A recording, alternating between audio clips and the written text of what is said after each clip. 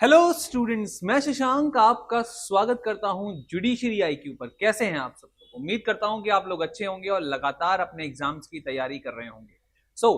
आज का ये जो सेशन है ये आप लोगों के लिए एक बहुत ही शानदार सेशन होने वाला है, जिसमें हम आज डिस्कस करने वाले हैं when to start, what to start, how to start and why to start our judiciary preparation.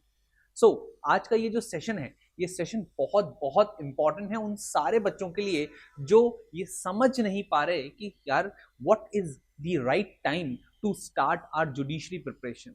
Should we focus only on our LLB or should we focusing both on LLB as well as on judiciary examinations? तो उन सब के लिए ये एक video है जो आज मैं आप लोगों के लिए बताने वाला हूं। तो जल्दी से इस सेशन को शेयर कर देंगे, लाइक कर देंगे और सब्सक्राइब कर लेंगे। तो सबसे पहले तो आपके दिमाग में जो क्वेश्चंस आने चाहिए, जो अराइज होने चाहिए, वो क्या है कि व्हेन टू स्टार्ट प्रिपरेशन। ठीक है, व्हेन टू स्टार्ट क्या? Judiciary preparation.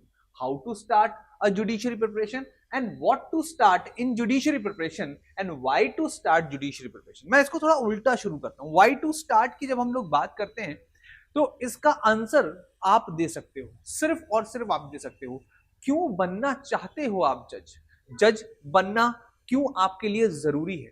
ठीक है, इसके बाद हम लोग ऊपर चलते हैं when to start। अब when to start का मतलब होता है as you focus, as you think your preparation starts।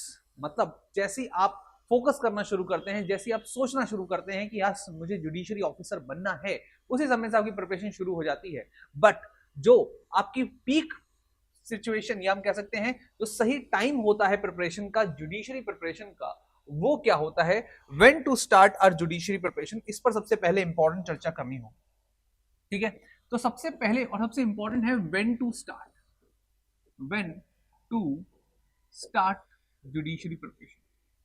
ठीक है, अभी when to start की जब हम लोग बात करते हैं तो ये बहुत इंपॉर्टेंट है आपके लिए समझना कि इसमें आपके दो क्लासिफिकेशंस किए जा सकते हैं। एक होता है आपका 3 ईयर LLB, 3 इयर्स LLB। ठीक है, और एक होता है आपका BLLB या 5 ईयर इंटीग्रेटेड कोर्स होता है उन लोगों के लिए जो 5 साल में आपके दो चीजों को कर रहे होते हैं। 5 इयर्स इंटीग्रेटेड BA LLB हम कह सकते हैं, या हम सिंपल कह सकते हैं 5 ईयर LLB। अब जो भी बच्चे 3 ईयर LLB कर रहे हैं उनके लिए बेस्ट टाइम होता है, that is the first year. बोले सर फर्स्ट ईयर आप बोल रहे हैं? Yes, first year. रीजन क्या है? क्योंकि आप ग्रेजुएशन कर आ रहे हैं, आपने बहुत सारे एग्जामिनेशन जो है अपने ग्रेजुएशन के टाइम पे दे दिए होंगे, आपको पता चल चुका है कि बेरोजगारी किस लेवल तक पहुंच चुकी है। और बेरोजगारी के साथ साथ हमें सिर्फ अपनी बेरोजगारी को नहीं खत्म करना है, बल्कि हमें एक रेपुटेशन बनानी है अपने समाज में, अपनी सोसाइटी में, अपने देश के लिए कुछ करना है। तो वो आप BA या BSc या ग्रेजुएशन के 3 सालों में समझ चुके होंगे, सीख चुके होंगे और समझ चुके होंगे कि फोकस हमें किस पे करना है। तो this is your first year. The first year is the best year जिसमें आप स्टार्ट कर सकते हैं अपनी judiciary preparation. And very very important reason क्या है कि अगर आपने फर्स्ट ईयर से ही अपने सेमेस्टर एग्जामिनेशंस को फोकस करते हुए अपने जुडिशरी सब्जेक्ट्स को फोकस किया है, ठीक है, इसमें क्या करना पड़ेगा? You have to focus on your semester examination and judiciary preparation. और अगर आपने स्टार्टिंग से ही किया है तो आप ओवरबर्डन नहीं होने वाले हैं, आप ओवरबर्डन जो है वो नहीं मिलने वाला है। ज्यादा चीजें आपको बहुत एक्यूरेटली समझ में आएंगी। टाइम होगा आपके पास, सबसे इंपॉर्टेंट चीज क्या है? आपके पास टाइम होगा। अब जब टाइम होता है तो आप क्या क्या कर सकते हो? टाइम होने से आप आराम से जजमेंट्स को बहुत अच्छे से बारीकी से पढ़ सकते हो। ठीक है, आप सेक्शंस का एनालिसिस कर सकते हो, सेक्शनल एनालिसिस जो है वो आप आराम से कर सकते हो। ये बहुत इंपॉर्टेंट है क्योंकि ज्यादातर जो बच्चे लेट तैयारी करते हैं वो सेक्शन एनालिसिस नहीं कर पाते, वो जजमेंट्स को रीड नहीं कर पाते। ठीक है, वो आंसर राइटिंग प्रैक्टिस नहीं कर पाते, आंसर राइटिंग जो है वो प्रैक्टिस नहीं कर पाते, because answer writing is a skill. Answer writing जो है वो स्किल है और वो धीरे धीरे डेवलप होता है। 9 महीने में, 6 महीने में डेवलप नहीं हो पाता है, इस बात को ध्यान में रखिए। अगर आप सोच रहे हैं कि मैंने प्री निकालने लेना है उसके बाद मेंस की तैयारी करनी है, नहीं होगा, इस बात को ध्यान रखिएगा। अभी आपको मैं ये चीज बता दे रहा हूं कि नहीं होगा, इस बात को ध्यान रखिएगा और बहुत अच्छे से समझ लीजिए कि अगर आप फर्स्ट ईयर में और आज से ही अगर आपने प्रिपरेशन करना शुरू कर दिया है तो वो सबसे बेस्ट टाइम होता है अपने प्रिपरेशन स्टार्ट करने का। इसके साथ साथ अगर मैं आपसे बात करूं 5 इयर्स के लिए, अगर मैं बात करूं तो 5 इयर्स में आप first and second year rest कर सकते हैं। Rest in sense you can use this first and second year for your collecting evidences. किस चीज के एविडेंसेस भाई? सीधी सी बात है, collecting your study material. Study material, और ये कलेक्टिंग स्टडी मटेरियल जो है ये एक बहुत ही इंपॉर्टेंट कला होती है। अगर आप जुडिशरी की एग्जामिनेशंस की तैयारी कर रहे हैं, फोकस कर रहे हैं, तो आप इस बात को समझिएगा कि स्टडी मटेरियल को कन्फाइन रखना भी एक कला होती है, और यही कला जिनको आ जाती है वो पहली बार में जज बन जाते हैं, और जिनको नहीं आती वो लगातार प्रैक्टिस करते रहते हैं, पर तो भी उनको वो चीज नहीं मिल पाती जिसके लिए वो पूरी मुशक्कत कर रहे हैं, है ना।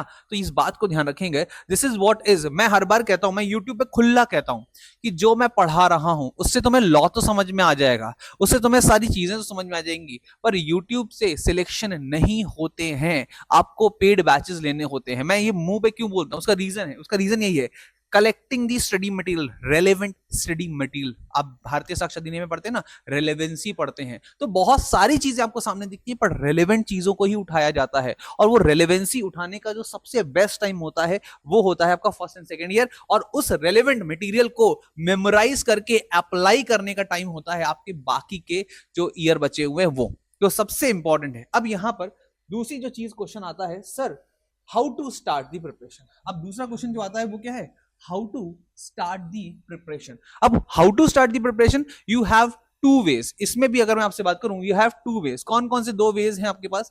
एक है आप सीधे सीधे सेल्फ स्टडी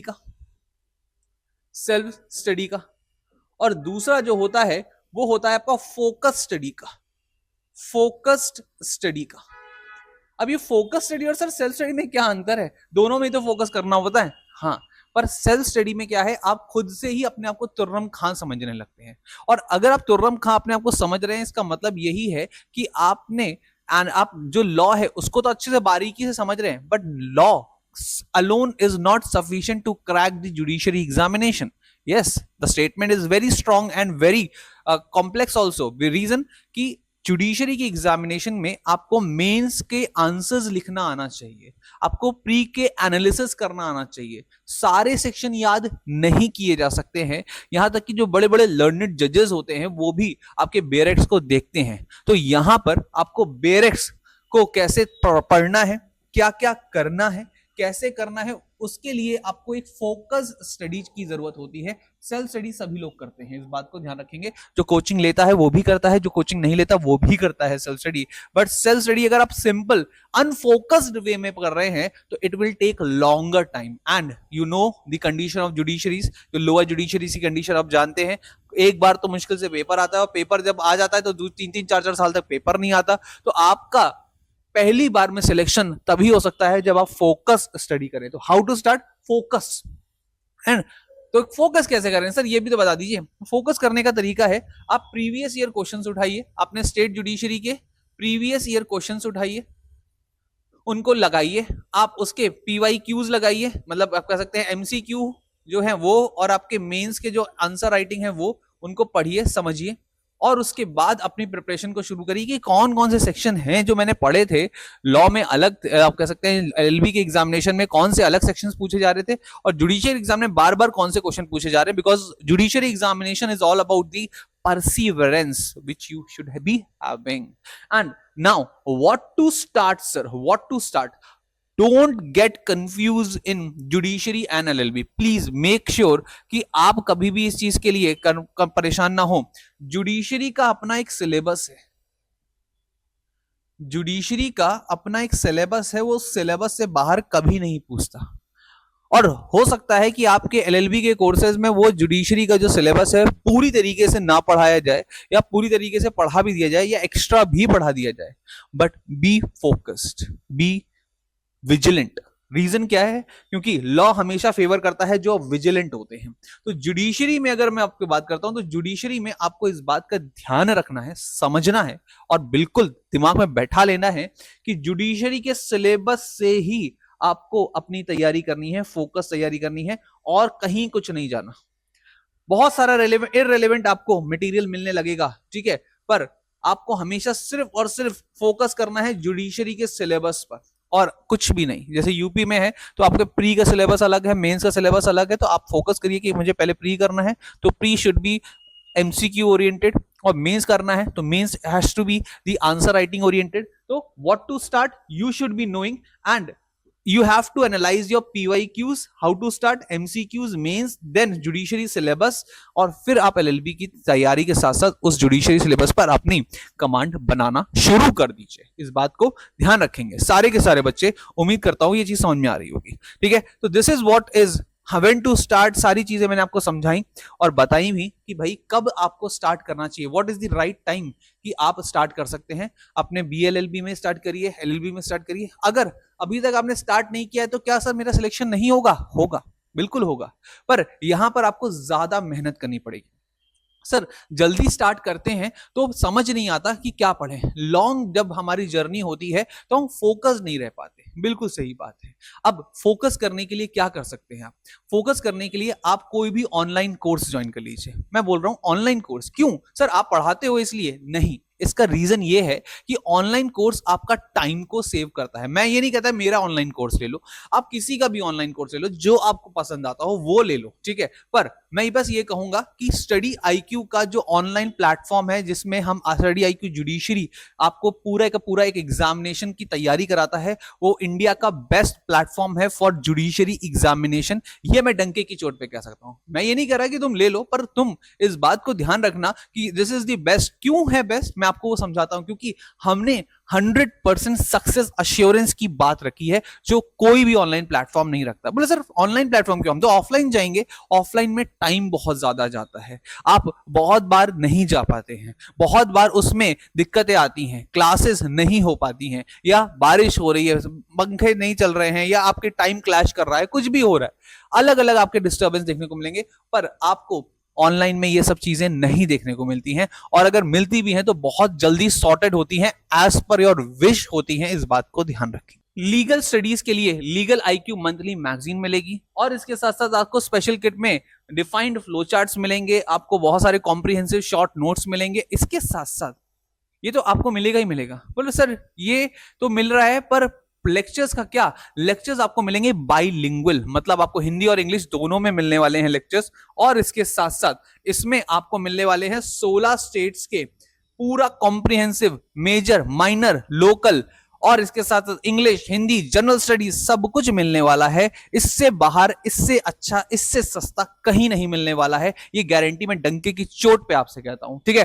तो ये चीज है, टेस्ट सीरीज है आपके पास, इंग्लिश हिंदी की पूरी क्लासेस है आपके पास, लेक्चर नोट्स हैं जो हिंदी और इंग्लिश में आपको मिलने वाले हैं, वीकली आंसर राइटिंग होने वाली है, मेंटरशिप आपके पास 3-3 मेंटरशिप होने वाली है, करंट अफेयर्स मिलने वाले, डेली में MCQs मिलने वाले हैं, इसके साथ लाइव क्लासेस मिलने वाली है, स्पेशल किट मिलने वाली है, एंड व्हाट नॉट।